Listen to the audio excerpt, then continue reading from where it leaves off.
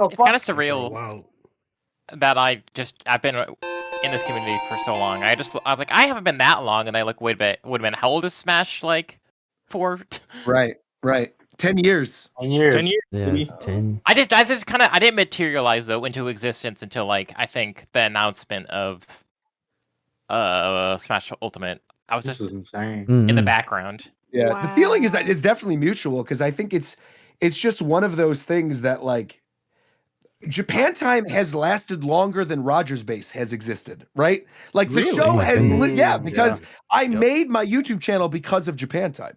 Like literally, we had uploaded the Japan Time episodes, and like I had a YouTube channel that I had like 2 videos on. One was a video I took at a protest to get a TV show that I liked back on ABC, and the only other video that was existed on my channel was from when I was at E3, like. I think this would have been, I mean, this was an old E3. This would have been the Skyward Sword E3 where they had my the Zelda God. Symphony Rise from the Floor. And I had 2010? uploaded that video, but I did not have a channel. And then what happened was we started. Wait. We started Japan Time prior to you uploading those Wi-Fi 100%. battles with you with the camera. Yes, you those were- when you Wi-Fi were battles recording? came from. Yeah, because remember those What? Wi-Fi battles. Yes, because those Wi-Fi battles the were Wi-Fi before battle. the channel was even called Rogers Base. It was like RD Louis 2 or something because it was my old UIC email. Wow. Yeah, RD2. so for sure. Yeah. So it was I went to RDIL UIC. UI2. It was R and then D R2D2. Louis, like the D Louis part of D Luigi, and then the number 2. Yeah. You made a channel That with was your university email? It was. That's literally how old the channel was. It was with my old UIC.edu email. Yeah. That's crazy. So what happened was I did that initial like Wi-Fi battle video because Shofu was doing them and because we had been doing Japan Time, and people in the comments were like, Roger should make a YouTube channel. And I was like, I don't know. At the time, I was like working for Nintendo, doing product demonstration stuff. I wanted to work in Treehouse. I'm like, I don't know if this is necessarily the best idea. Yeah. I'm like, right. So I'm like, Excellent. I don't really necessarily know if this is what I want to do, right? And like Ricky knows, he remembers me from college. Like obviously, I went to school for theater and English. I fully expected I was going to work in localization or like be a theater teacher or something. I never in a million trillion years thought I was going to do YouTube ever. So when I started uploading to YouTube, I started uploading those Wi-Fi battles. We did Japan Time in what, like June, May, when they announced it at E3 is when we started. Yeah. And then when that happened, after that, from that transitionary period of it would have been summer 2013 to when the game officially like came out in fall of 2014, that literally was the time of my life in which I didn't know what was going to be happening. And I didn't know if I was going to stay in Chicago, if I was going to move to LA. So I was throwing stuff at the wall on YouTube. I was uploading like those old Wi-Fi battles. I was uploading just like all kinds of stuff, like old Attack on Titan reviews, all that kind of stuff. And then the thing that hit was that Let It Go cover, the Let It Go Frozen cover. Yeah. And- Oh my The start of it all. And that No, cover jumped me from overnight, like maybe 200, 300 subscribers on YouTube who were people who were just fallout from Japan Time, who I think felt bad that I was trying to do something with it, and then followed me to like overnight a couple thousand. And then I noticed I was making money on it, and I was like, well, look, if where we are right now with you know YouTube and everything else, and I don't know what I'm going to do for a job, I'm applying to all these other places, I might as well just continue to upload and make a little bit of money on the side.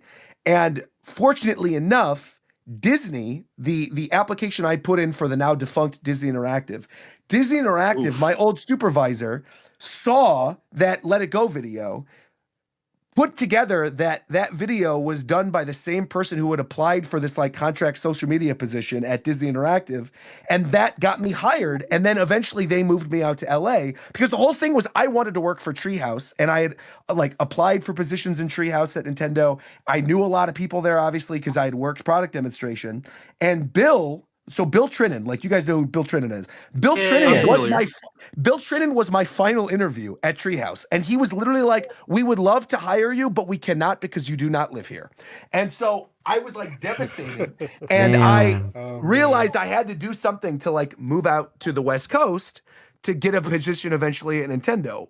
What I didn't expect was going to happen was that the job that I would get hired for was for Disney Interactive, that Disney Interactive would go defunct 3 weeks after I go there, that they would then move me around, doing contract positions for like ABC and for Star Wars and for like Marvel and all these other subsidiaries, trying to find a place for me while I'm still trying to make ends meet, like moving to LA, because again, I was a contractor. I wasn't making enough money to like live out here regularly. But then over time, because I was still on the YouTube grind, my YouTube subscribers started to pick up and pick up and pick up. And by the time I ended up quitting my job at Disney, that was like late 2016. No, it was like mid 2016 is like when I quit my job at Disney and went into YouTube, because it was around the time of all the Rogue One stuff. At that point, I had officially made more revenue doing YouTube than I was making working at Disney. And that's when I officially went full time. And now I am what I'm doing today. But none of that. That's actually 2014, right? crazy. That was 2014, that's- 2013. That's how crazy this is. Right. When I Life is started not a straight regularly line. uploading, it was 2014 because we started Japan Time summer of 2013. Yeah, exactly. Mm, Right. damn. Yeah, I was still in high school, 2014 so I YouTube remember money? that. Damn. Disney was fucking you over. Holy Bro. shit. Did it give you housing? So this was I went full time doing YouTube in like 2016, 2017. I could actually probably give you the exact date. When did Rogue One come out? Because that was the last big project I worked on. Rogue One was 2016. Ooh. So that movie came out December 2016. My contract officially with Disney, doing contract social work for Lucasfilm, ended in March of 2017. And that's when I officially went full time. I got you. Oh my god. Yeah. But I started like taking less and less contracts in 2016 because I started to see the ramp up with YouTube, and I started to see that like if I actually put my nose to the grindstone, I could do something with this. But again, I would not have a YouTube channel. I would not be Rogers Base. I would not have any of this if not for Japan Time. Japan Time literally kickstarted me doing what I do today for a living. You're owe, being like- too humble. I'm You're not. being too humble I'm really because not. it's a I'm not. combination. It's a combination of the show and your grind. I remember those times when it was tough for you. You basically suffered and you had to go through so much. It's resilience and consistency that is the key in success in life. Like his whole trajectory is not something where it was a straight line up. It was peaks and valleys, peaks and valleys. So thank you for giving Japan Time a shout out and saying that, yeah, it's responsible for a lot, but it's also just because you're a hard worker, Roger. Like, simple. But I really do genuinely believe too that because Japan Time started, right, and because people like were interested in us as people after the show came out, right, and like wanted to see what we were doing, had that initial bump not happened, I think I would have just been lost in the algorithm like everything else, and I'd probably still be working for Disney right now. Wow. Yeah. I would ask each of you guys, who is a person that inspires you or just keeps you going, you know? Oh man. A person. I would have to say. Because for me, Ooh. that's my friend Jay. That's Jay for me. Oh, how Fuck nice. Jay. The homie Jay. I mean, how is it a cop out to just say friends and family? I mean, the thing is, like, for me, I want Yeah. a name, but I mean, you can go as deep as you I got want. my parents. and I mean, I pushing got too my much is- parents. No. I mean, I got my parents. I got Reagan. I got the Japan Time guys. I got like I all my real life friends that you guys have no idea who they are. Ricky knows some of them, but it's like I think Yeah. for me, it's tough. It really is like I have a Well, very how about close say group of one friends. way each of those people help you? How about that? Inspiration. I mean, it's literally just pushing me forward to be the best possible version of myself. I would say it's easier to answer this in terms of like work than it is Okay. just daily life, because daily life, it really is just like my close-knit people, right? But I would say for work, honestly, the greatest to ever do it, Etika. I really genuinely believe that. I cannot tell you the amount of times. I cannot tell you the amount of times in which, since he has passed, I have done a stream and I have thought, what would be the best way to frame this? What would be the best way to portion the stream out? What would be the thing to like keep people going? What's a good way to clickbait this? And every time I'm stumped, I think back and I genuinely am like, what would Attica have done in this situation? And He's your North Star. I cannot stress enough how much I think he changed the game for Nintendo streamers specifically. I think there are a lot of people who have maybe tried to replicate that success, and people who like do similar kind of crazy things like dark web streams or whatever, but no one has come close, I think, to replicating what he did. And I truly don't think there has been a streamer since. There have been people who've blown up, obviously, who do similar type things, but I don't think there really has been a streamer since that has replicated that magic in the same way, right? I think there have been people who have blown up, who do like big events, like Kai, for example, doing the Elden Ring thing. I think is a close. It's close, but it's Mr. not. Car Jumper. It's not the same. You know, it's not even really close to being the same. It's as close as you're going to get, but it's not still even remotely close. Yeah, I think it's so. hard to match. I would say he's a good choice for like an inspiration in terms of videos and work. Yeah, I think it's hard to match the authenticity of Attica. 100%, 100%. Yeah, Exactly. yeah. It's a good reminder to just continue to be yourself, even if it gets you in trouble on Twitter every once in a while. When I tell a kid he would be better off not being born, it still is good. It's still good to have that authenticity, even if it gets you in trouble. I'm the oldest boy. Ricky, how about you? I'm piggybacking off of what Roger said. It's basically friends, family, colleagues, that type of thing. I mean, for me personally, if I were to push it beyond that, it's Pablo Escobar, just because you understand the nature of. Okay. So I start talking and I give you a name, and now you have a problem with the name that I give you. Okay, who has another question? True.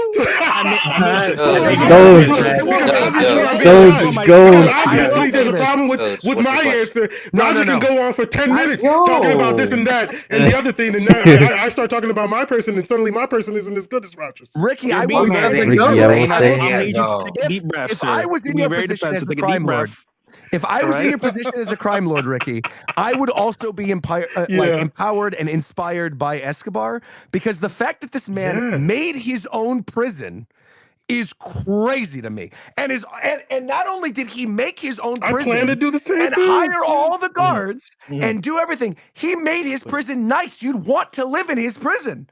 Like that's amazing. If you're gonna do crimes, right, and be a drug lord, at the very least, do it like Escobar did. I mean, come on. God.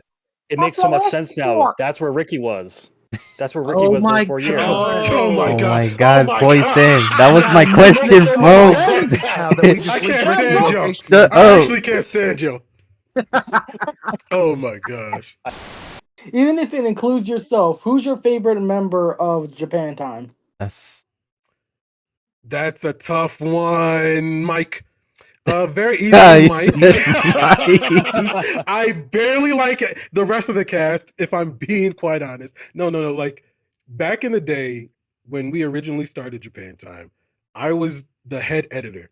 I was the one making sure that the episodes would come out late, maybe like a week or two late every single time, right? And Mike came out of nowhere. He dropped down from the heavens and he saved me from that hell.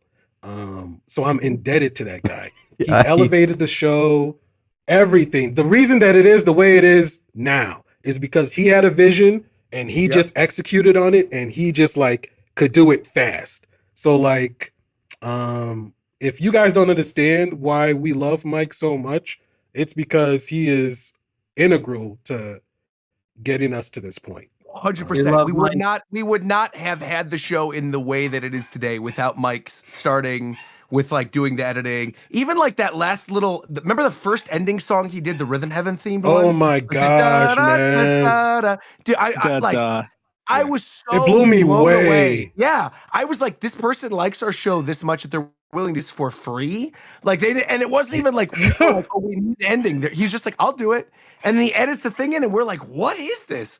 So A whole animation. The production level was crazy. He is still like so important to the history of the show. So yeah. Well, I actually have a question for each of you. Actually, just real quick for Ricky. First, Ricky, where were you during your 4 to 5 year absence of Japan? You gotta be effing with me. You know I'm not gonna give you an answer to that. What do you mean? Why can't you answer, bro? The people want to know where you've been. I'm glad you tried it. I'm actually happy you tried it, but the people want to know, Ricky. Please. Prison. People do want to know. Don't sell cocaine and commit crimes if you're not planning to go to prison. It's as simple as that. Okay. I can drop a little lore. This isn't gonna dox anything, and no one's gonna know anything. I'm gonna drop a little lore right here for Ricky. Tiny little bit. I think Ricky. I don't think you'll have an issue with what I'm gonna say. It's a country. It's not a place. Nigeria. Oh my god! What in the world, bro? We're not going to divulge anything. We're not going to give any information. You're not going to find anything. You're not going to look up anything. The answer, partially to my knowledge, as much as I know, but I know partially true, Nigeria for at least some of those 4 years. No more looking into it. About it. Yeah. But genuine answer is Nigeria. Thank you very much. It makes you feel better, Ricky. You said this before. It's a very beautiful country. Awesome. It is. Yeah.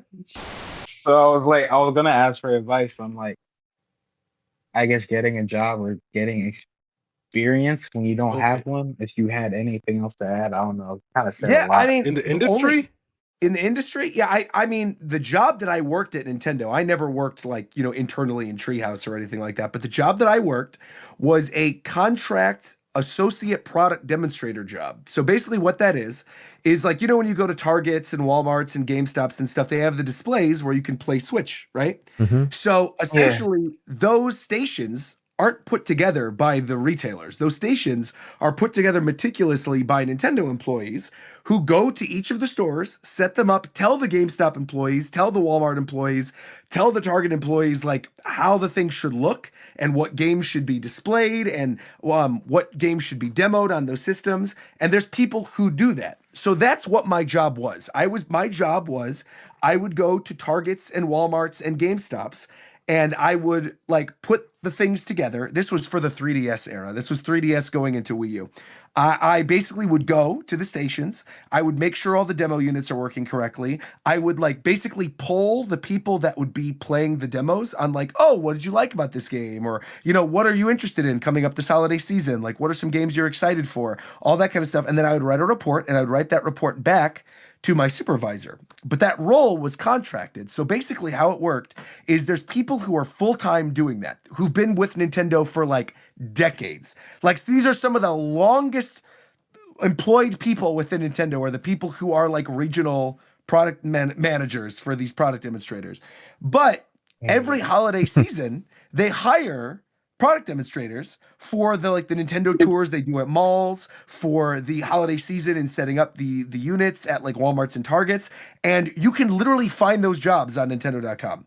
And you don't need to have a lot of experience. My experience was literally I was fresh out of college. And I lucked out because shout out to JC Rodrigo, who still works at Nintendo. JC I had become friends with while I was working for a gaming website when I was visiting E3. And he basically gave me the recommendation for the position. So he says he had nothing to do with it, but I still feel like his recommendation is what helped get me through because he's pretty high up with the Nintendo. But I would say still apply and just like obviously talk about your passion for Nintendo or for whatever game industry job you want to do, right? And your passion will usually shine through so long as you interview well and you don't sound like an idiot when you're talking to them. I think you'll be fine. All right. Would you say there's a set amount of jobs someone should be applying to a week or something, or just a set amount of jobs people should be applying to? I have this debate with my other friend of like how many jobs should someone be applying to after they graduate college? Well, like it's Weekly. okay. So have you graduated college already? Yeah, in January. Okay, you graduated in January. Do you have any previous work experience? Like, did you work while you were in college? No, I applied to internships, but they Applied to all said no internships? or ghosted me. Okay. I think people are down on like just having good old fashioned regular jobs, like work at a grocery store, work at McDonald's, there's no shame in like working a fast food job or a retail job, or like any number of jobs that are like that you could just walk in the door and like apply and get the position. Like, do that. Have some good extra revenue come in, and it might not be what you want to do forever, but just having employment is going to eventually help you get another job. And also, I vehemently believe this. I've said this so many times. Ricky knows what I'm about to say as well. I've said it to him. I mean this so much. I truly believe everybody once in their life, in order to be a decent human being, should work some form of retail, because people, like humans, are fucking awful. They are the worst. And the sooner that you come into contact with the worst of humanity, the sooner you'll get a thicker skin, you'll be a better, more well-rounded person, you'll get good experience.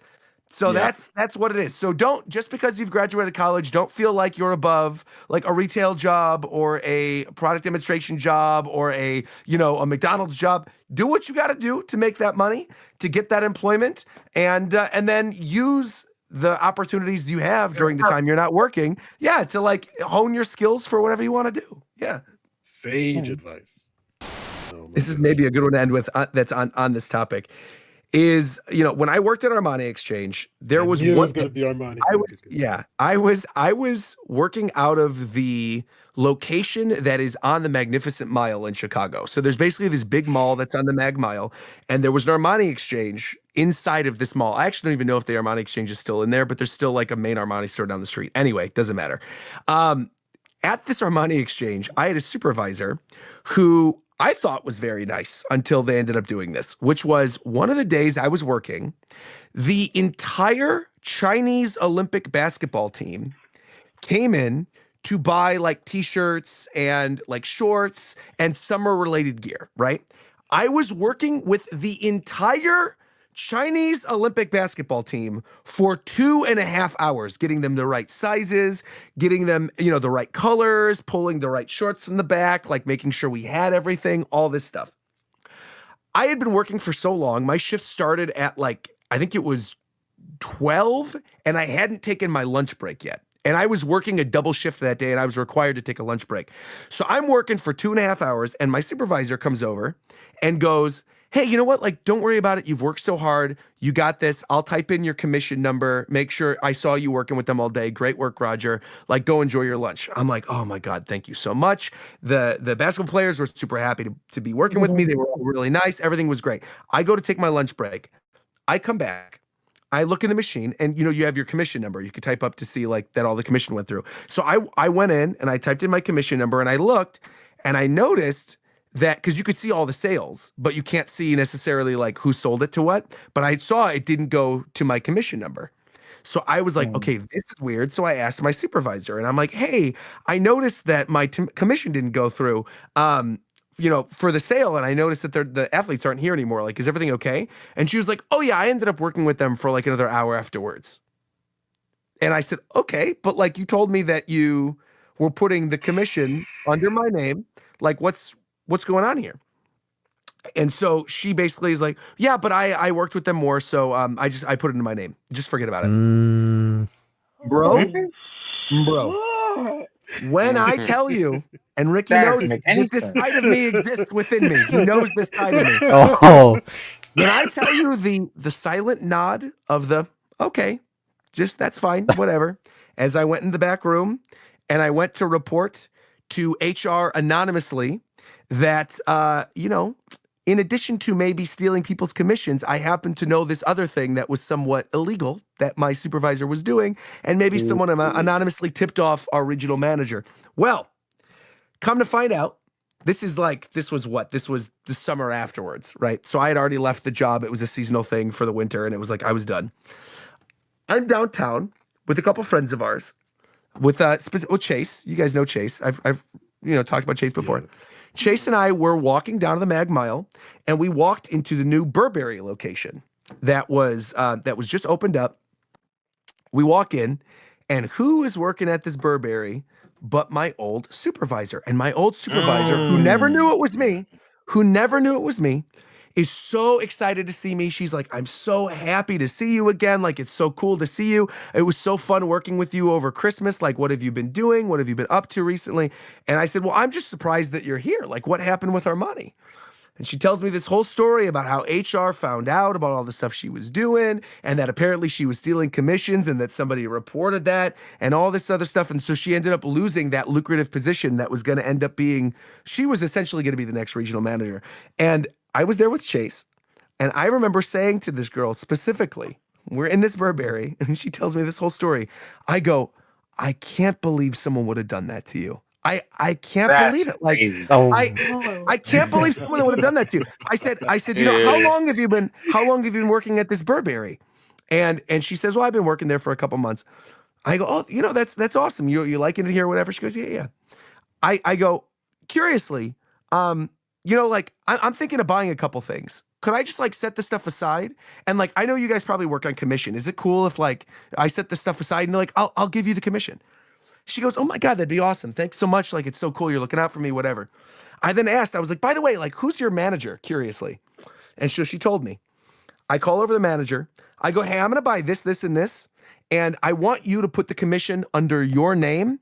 And I also want you wanted to let you know that I don't know if she lied about it on her resume or whatever, but she didn't get laid off from Armani Exchange. She got fired from regional HR because I was the one who reported her.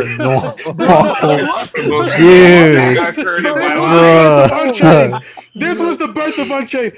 This is literally on the manager's face at this Burberry. Because the manager was like, because I bought quite a bit of stuff. Chase was with me. The manager's like, oh, okay, could you tell me more about that? And as he's checking me out, I laid out all the stuff I saw when I worked at Armani Exchange. Let me tell you, I moved to LA, right? I have not been back to that Burberry in a very long time. But you know who has been? Chase. And Chase regularly shopped at Burberry. And I know damn well the next time he was at Burberry, that bitch wasn't working there. Oh, my God. Wow. This is literally Cartman. Bro. This is like literally the moral of the story. The moral of the story is if you're going to do some shady shit, just make sure you don't get caught and make sure they know it wasn't you. That's it. Wow. That is so petty. Insane, bro. That is awesome, though. You said bitch for a capital B. She had it coming. That was a capital B bitch. Oh, yeah. Hard B, for sure. Hard B.